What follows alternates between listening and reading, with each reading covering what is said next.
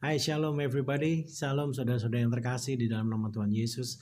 Kembali saya, Captain Rico Setamavela, on air again, live again. Akhirnya kemarin keadaannya berantakan, jadi belum bisa live memenuhi permintaan saudara-saudara terkasih. Hari ini izinkan saya share sedikit mengenai pengalaman saya kemarin menghadapi COVID-19. Wow, penyakit yang luar biasa, cukup menyakitkan. Saya ditanya kapan awal kenanya, saya nggak ingat. Tetapi waktu itu akhir Februari saya terbang ke Jeddah, keadaan saya sedang sakit. Tiba-tiba sakit pagi itu, saya sampai dokter datang ke pesawat, kasih obat sama saya, periksa, tapi saya dinyatakan oke, saya terbang. Kemudian saya nyampe di Indonesia, nggak berapa lama kemudian saya terbang lagi ke Jeddah. Hari itu saya agak nggak enak badan, tetapi masih oke. Sampai di Jeddah langsung kembali ke Jakarta lagi. Nah, pada saat tanggal 8 itu saya kena panas atau demam tinggi. Kemudian saya ke rumah sakit, saya dikasih antibiotik, saya dikasih obat, sembuh lagi. Tanggal 15 saya ngerasa badan gak enak. Tanggal 16 badan saya mulai demam, batuk, kemudian tulang-tulang mulai sakit. Terus setiap hari tanggal 16, terus tiap hari. Kemudian saya pergi ke rumah sakit, salah satu rumah sakit besar. Saya dikasih obat 3 hari. Obat tersebut lumayan nahan untuk antibiotik untuk paru-paru. Kemudian saya di ronsen, periksa darah. Darahnya lumayan bagus saat itu. Tapi hasil ronsennya menyatakan saya kena bronchopneumonia. Nah, 3 hari dikasih obat ternyata nggak sembuh, batuknya makin tinggi, makin eskalasi, panas saya setiap hari masih ada. Saya datang lagi ke rumah sakit tersebut, dikasih obat 5 hari. Setelah dikasih obat 5 hari, saya juga nggak membaik. Dan akhirnya batuk saya makin parah. Setelah 5 hari, saya datang lagi ke rumah sakit tersebut untuk periksa corona. Tetapi saya tidak dapat slot. Saya ke UGD, saya minta dirawat di UGD, mereka give up. Akhirnya mereka menyarankan saya untuk pergi ke Wisma Atlet. Dari situ saya pergi ke Wisma Atlet. Tetapi Wisma Atlet itu hari itu tanggal 23 pas lagi dibuka. Tetapi belum boleh masuk. Akhirnya saya nggak bisa, saya pergi pulang. Kemudian tanggal 24-nya saya kembali lagi. Tanggal 24 saya masuk ke Wisma Atlet. Sampai tanggal 25, sehari 2 hari, di situ saya nggak ada yang menghandle sama sekali.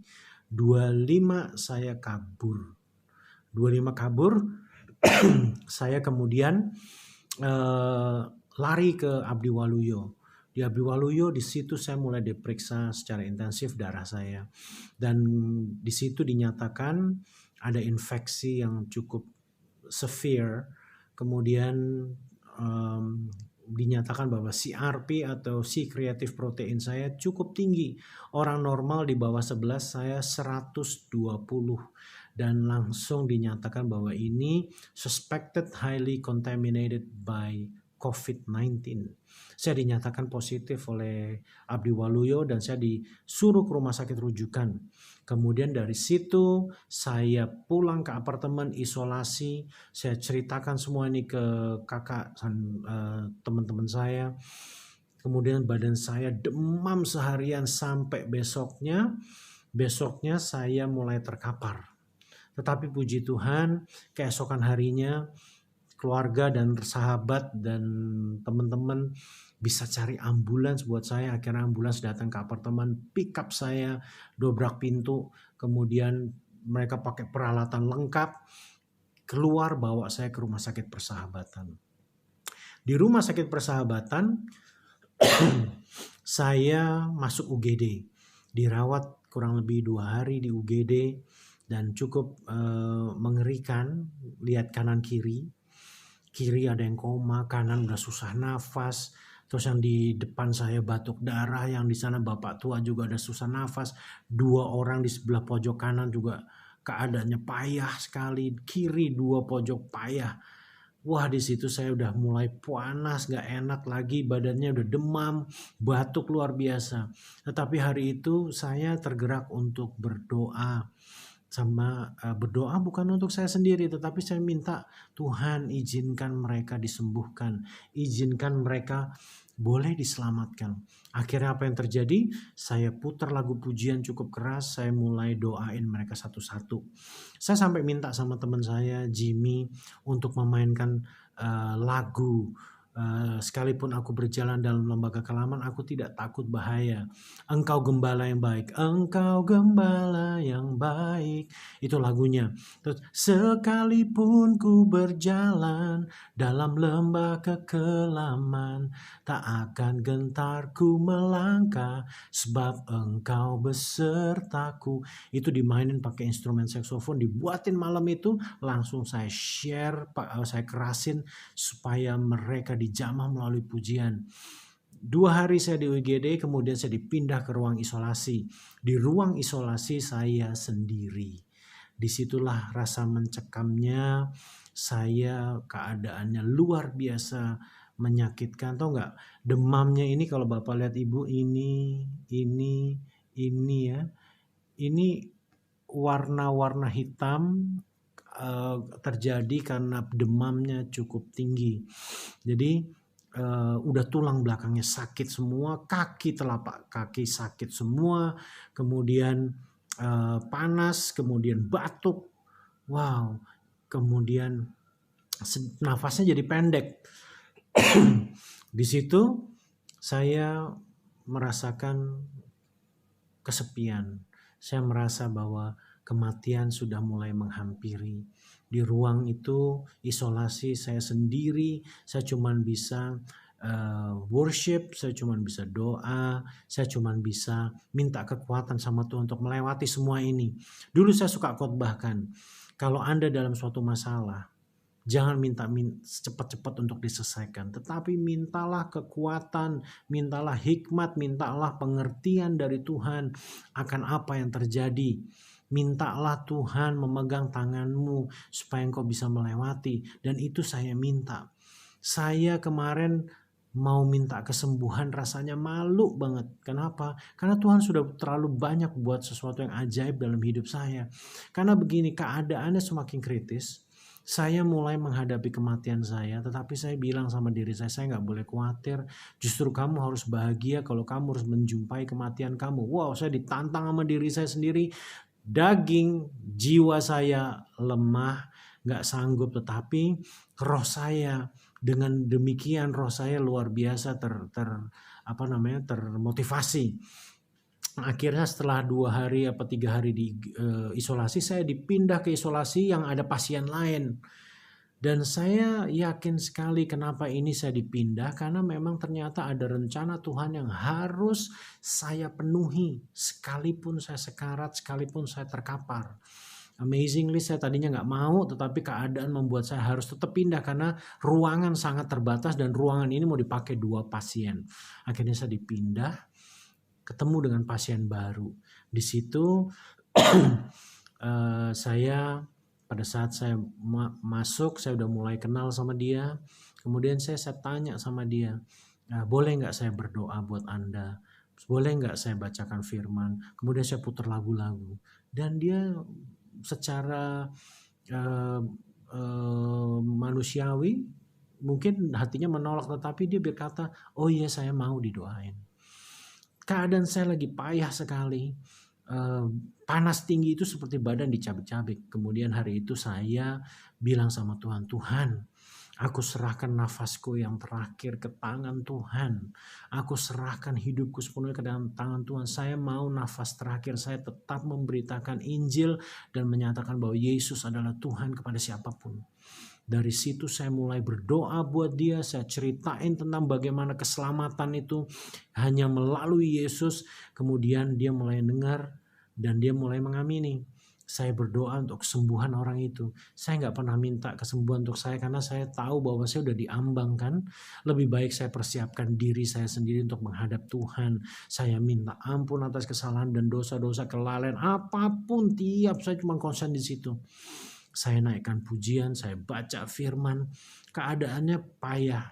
Tetapi hari itu amazingly setelah tiap hari kita share doa, suatu saat pasien ini bertanya, kok nggak diputar lagi lagu rohaninya? Wow, saya bilang, iya ini saya putar sekarang. Itu dia merasa diberkati dengan firman-firman yang dibaca. Sehingga pada saat beberapa hari kemudian, dia dinyatakan boleh pulang dan sembuh. Amazing sekali bagaimana Tuhan bekerja, mujizat itu masih ada sampai sekarang. Dan akhirnya dia pergi, dia menggenggam tangan saya, terima kasih untuk doanya, terima kasih untuk makanan yang saya share, saya punya makanan saya kasih sama dia, punya buah saya kasih, punya minuman saya kasih semua ke dia. Dan he felt so happy, walaupun I am in a very painful situations. Hari itu dia keluar. Suatu saat pada saat sebelum dia keluar, badan saya lumayan enak. Suatu hari saya baca firman sambil duduk. Baca firman itu sekian banyak pasal dengan suara lantang, pasiennya mendengarkan, ikut dengerin. Setelah saya tutup Alkitab, saya berbaring. Wow, saya baru berbaring, itu rasa mual, muntah langsung nyikat sampai sini. Dari bawah sampai atas. Waduh, saya tahan-tahan kan setelah udah saya bilang sama dia dokter, tapi dirawat sama saya. Dok, saya mau muntah. Dia bilang, dia langsung berdiri dengan infusnya, dia datangin saya. Muntahin aja. Kemudian saya udah gak tahan, saya bangun dari tempat tidur, saya nengok ke kiri, muntah cairan banyak sekali sampai di lantai. Dan mulai hari itu demamnya mulai turun, badannya mulai agak enakan sedikit. Saya percaya di situ firman membersihkan segala virus penyakit saya. Hari itu saya nggak pernah muntah, saya nggak pernah mual. Walaupun ada mual sedikit, pusing, tetapi tidak sedahsyat kemarin yang tiba-tiba habis baca firman saya dikuras habis. Kemudian saya yakin itu virus dikeluarin sama Tuhan. Karena firman yang luar biasa dahsyat. Mulai dari situ, baru keesokannya saya mulai dites COVID.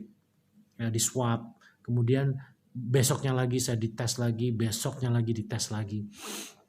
Dan saya belum tahu hasilnya sampai saat itu. Setelah pasien ini keluar, datang pasien satu lagi. Parah sekali keadaannya. Dan saya ketakutan kan. Waduh, saya ketakutan. Kita pun di rumah sakit Persahabatan antara ragu ini, karena semua yang diisolasi di situ adalah penyakit COVID. Dan dia juga melihat bahwa takut juga saya ketularan lebih parah kan. Tetapi puji Tuhan pada saat dia masuk keadaannya pakai nafas bantuan dan nggak jelas lah. Akhirnya setelah dibaringin, saya digerakkan Tuhan untuk berdoa lagi buat pasien ini. Saya bilang, Tuhan, kalau Engkau izinkan aku menyampaikan kabar kebenaran kepada orang ini, biarlah kehendak-Mu yang terjadi. Saya doain sampai dia akhirnya amazingly dia percaya bahwa Tuhan sanggup. Dia bilang, iya, tapi keadaannya udah parah. Itu seketika orang itu nafasnya mulai tenang, mulai bisa anteng. Itu dia buang air di tempat, dia udah pakai kateter, pipisnya udah pakai selang, kemudian udah pakai oksigen gitu, dan dia mulai tenang. Walaupun malam hari kalau dia batuk itu ngeri banget suaranya. Terus kemudian kalau dia itu membuat saya trauma. Tetapi kalau dia mulai seperti itu, saya mulai doa lagi buat dia. Saya lagi demam, saya lagi juga mengalami sesuatu yang sangat painful, tetapi saya belajar dari Tuhan. Saya belajar gini, dari Sadrak, Mesak, Abednego, Daniel 3, 17, 18. Gampangnya seperti ini aja, sekalipun Tuhan berpaling dari saya dan tidak menolong saya akan tetap mencintai Tuhanku. Dan aku akan tetap melakukan kehendak Bapa. Aku belajar dari mereka, Sadrak, Mesak, Abednego. Kedua, saya belajar dari Ayub 2 ayat 10. Masa saya hanya mau terima yang baik saja dari Tuhan, tetapi tidak mau menerima yang tidak baik. Di situ saya belajar, saya menyadari saya ini hanya debu. Saya hari ini bisa dipanggil Tuhan kapan aja. Nafas bisa diberhentiin. Saya nafas cuma setengah-setengah. Sesak nggak terlalu. Orang bilang sesak tuh seperti ditibanin koper badannya. Saya nggak ada seperti itu, tapi saya pendek nafasnya.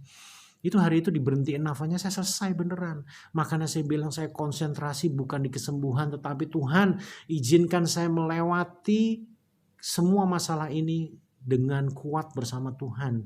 Jangan pernah lepas tangan saya daripada Tuhan. Saya minta saya dijaga oleh Tuhan selalu. Walaupun saya harus mungkin menghadapi kematian, saya yakin mati saya ada di tangan Tuhan. Jadi hari itu keadaannya benar-benar cukup mengerikan, dan saya kalau secara manusia udah khawatir, udah hopeless, tetapi enggak. Amazing, Tuhan buat badan saya lemah sekali di lembah kekelaman, tetapi my spirit is on fire. Tuhan kasih roh yang menyala-nyala. Setiap perawat yang ketemu saya doain. Setiap dokter yang ketemu saya doain. Kau kuat, hanya di dalam nama Yesus kekuatan mujizat itu terjadi. Cleaner semua saya doain. Siapapun masuk ruangan sebelum dia nyuntik, sebelum apa, saya bilang engkau harus percaya kepada Isa Al-Masih, Kristus Yesus, Tuhan dan penebusanmu.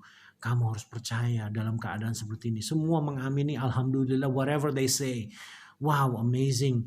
Saya tetap memberitakan Injil. Saya hanya mau bilang sama Tuhan, Tuhan, saya nggak mau lalai lagi. Saya nggak mau terlambat menyatakan Injil itu kepada siapapun. Dan hari itu, pada saat saya tidak memikirkan diri saya sendiri, saya melihat amazing sekali Tuhan buat thousands of people pray for me. Ada yang dari Australia, ada yang dari pelosok-pelosok manapun, dari banyak tempat lah. Kemudian ada satu sahabat saya namanya Om Frank, dia worshiper. Kemudian saya ditelepon tanpa basa-basi, saya disamber dengan suara yang dia teriak, dia berdoa kepada saya untuk kesembuhan saya dan jamahan Tuhan. Dan itu terjadi mulai pelan-pelan sama diri saya.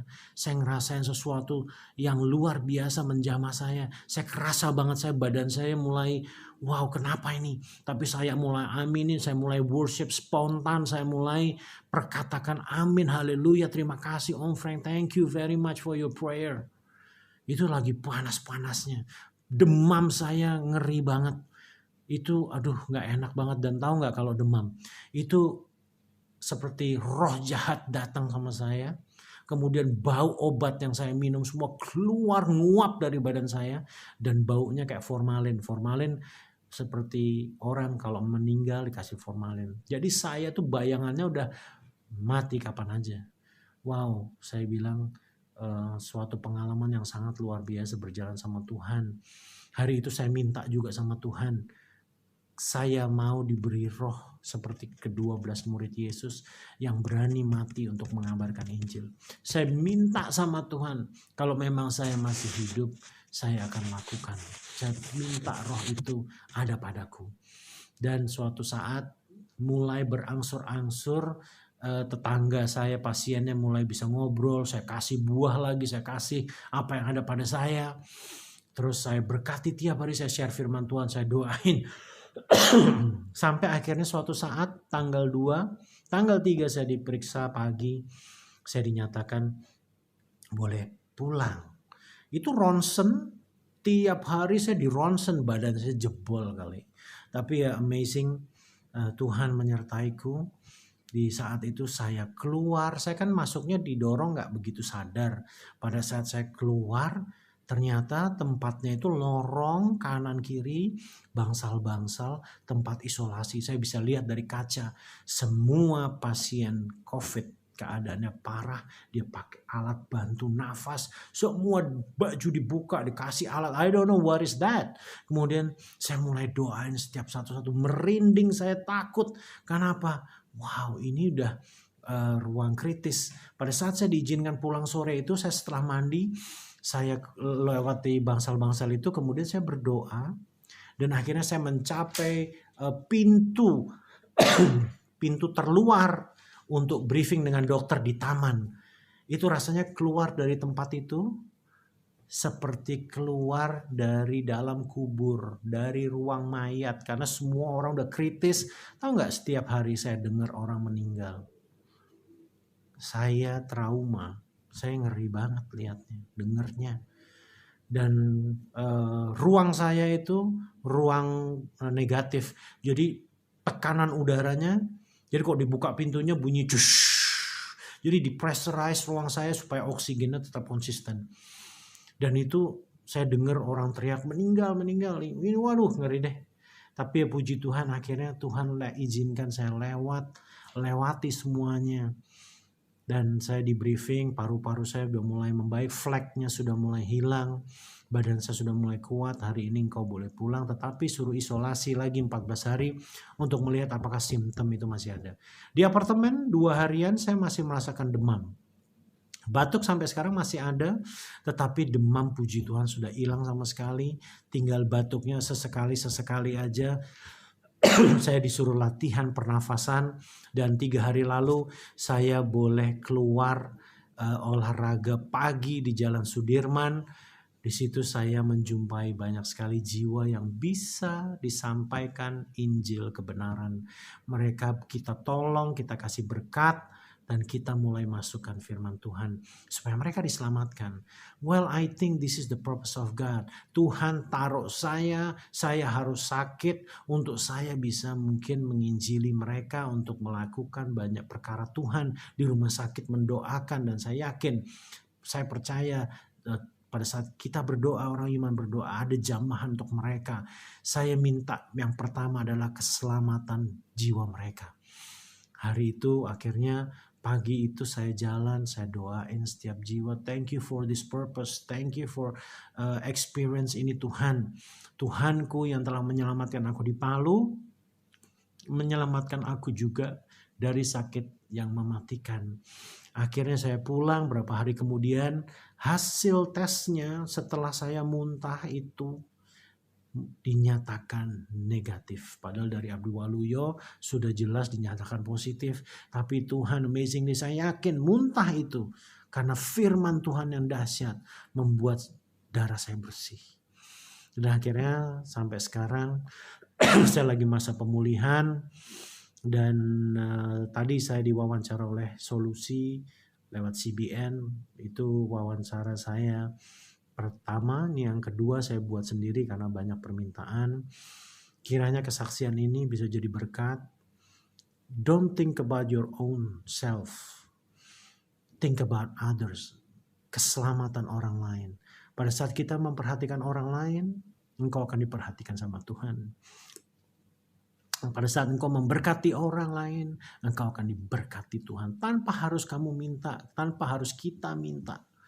Trust your God. He knows what He's doing on you.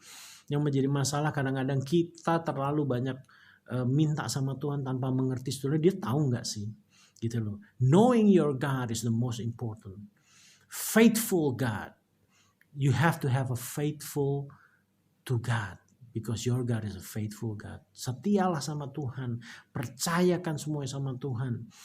Dan sekalipun aku berjalan dalam lembah kekelaman, aku tidak takut bahaya sebab Tuhan menyertaiku. Mazmur 23 ayat 4. Dan itu menjadi pegangan hidup saya. Pengalaman di Palu pun saya menggunakan ayat itu. Dan sekarang aku pakai lagi ayat itu. Terima kasih udah mendengarkan kesaksian ini, kiranya menjadi berkat. Dan saya pun boleh share pengalaman ini. Sebetulnya sekali lagi, ini bukan testimoni tentang saya. It's about your God. It's about our God. He is a living God. Tuhan yang hidup, Tuhan yang nyata, yang setia, yang perkasa, menyertai hidupmu dan saya. Kita harus doain para perawat, kita harus doain para dokter, cleaner yang bekerja di rumah sakit, semuanya. Kita bekerja, kita berdoa juga untuk ojek online. Itu orang kirim vitamin, orang kirim baju untuk saya, orang kirim apa aja lewat mereka loh. Mereka 24 jam kalau Anda mau kirim apa aja mereka selalu on. Dan itu kita doain mereka, kita berkati mereka. Kita berdoa untuk tentara yang 24 jam kerja, polisi, pemerintahan. Kita doain mereka adalah hero of this country. Dan mereka adalah orang-orang yang layak menerima keselamatan, layak menerima berkat dari Tuhan juga. Doalah untuk bangsamu ini agar mereka berbalik dari jalan yang jahat, kemudian menerima keselamatan di dalam nama Tuhan Yesus. Sekali lagi, saya Captain Rico Setamavela. Trust your God. Pengalamanku, mungkin pengalaman yang viral 2, tapi sebelum-sebelumnya saya punya cerita yang luar biasa bersama Tuhan. Simple aja, mobil saya dulu pernah diisi bensin sama Tuhan. Tapi nanti saya ceritanya one day ya. Tetapi memang yang viral 2 ini sih. Tapi thank you once again for watching. God bless you. And salam penginjilan. Jangan lupa yang terpenting adalah amanat agung di dalam hidup kita. Lakukan itu setiap kita. Lakukan amanat agung. Selamatkan jiwa-jiwa. Maka engkau akan berjalan dan engkau akan melihat tangan Tuhan menyertaimu. Terima kasih, Tuhan Yesus memberkati. God love you and I love you. And once again, God bless you. Terima kasih buat keluarga yang telah pontang-panting untuk saya. Terima kasih untuk sahabat-sahabat saya terkasih yang telah menolong saya, yang berdoa untuk saya. Thank you for everything. I don't know how to repay, tetapi aku percaya blessing dari Tuhan is upon you all. Memberkati semua kalian yang telah berbuat banyak untuk saya. Terima kasih untuk segala-galanya. Thank you for watching. God bless you. Bye-bye.